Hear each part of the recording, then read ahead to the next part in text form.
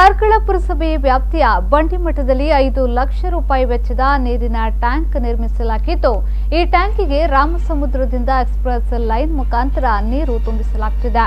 ಈ ಟ್ಯಾಂಕ್ನಿಂದ ಕಲ್ಲೊಟ್ಟೆ, ಹಂಚಿಕಟ್ಟೆ, ಬಂಗ್ಲೆಗುಡ್ಡೆ, ಕಜೆ ಪ್ರದೇಶಗಳಿಗೆ ನೀರು ಸರಬರಾಜು ಮಾಡಲಾಗುತ್ತಿದೆ।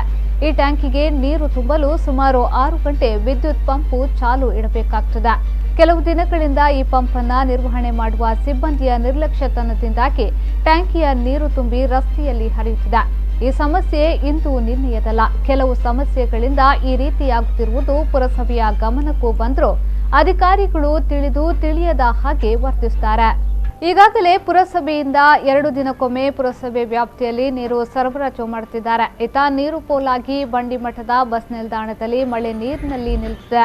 ಅಕ್ಕಪಕ್ಕದ ಚರಂಡಿಯಲ್ಲಿ ಕೂಡ ನೀರು ಹರಿಯುತ್ತಿದೆ। ಒಂದು ಕಡೆಯಿಂದ ವಿದ್ಯುತ್ ಪೋಲು, ಇನ್ನೊಂದು ಕಡೆಯಿಂದ ಅಮೂಲ್ಯ ನೀರು ಪೋಲು।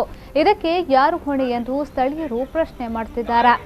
ನಮ್ಮನ ಕಲ್ಲೊಟ್ಟೆದ ಟ್ಯಾಂಕಿಗೆ ಐಟ್ ಕಲ್ಲೊಟ್ಟೆ, ಹಂಚಿಗಟ್ಟೆ, ಬಂಗ್ಲೊಟ್ಟೆಗೆ ನೀರು ಹೋಗ್ಕೊಂಡು ರಾತ್ರಿಗೆ ಚಾಲ್ ಮಾಲ್ತದ ಜತ್ತಂಡ ಗೊತ್ತೇಜಿ ಬೊಕ್ಕ ಕಂಡೆಬಟ್ಟ ನೀರು ದೂಸಿದ ಮೂಜಿ 4 ಸರಿ ಅನಿಂಚ ಪರ್ದ ಜಪ್ಪೇನ ಪರಂದ ಜಪ್ಪೇನ ಫುಲ್ ನೀರು ಬಂದುಂಡು ಏತು ಜನಕ್ಕೆ ತೊಂದರೆ ಆಗುಂಡು। ನೀರು ಅಡ್ತಿನ ಹೊರಬಿಡ್ಪೇರು ಒಂದು ಆಫೀಸರ್ ಬತ್ತೊಂಚಿ ತೂಂಡ ಮರ್ಯಾದೆ ಉಂಡು।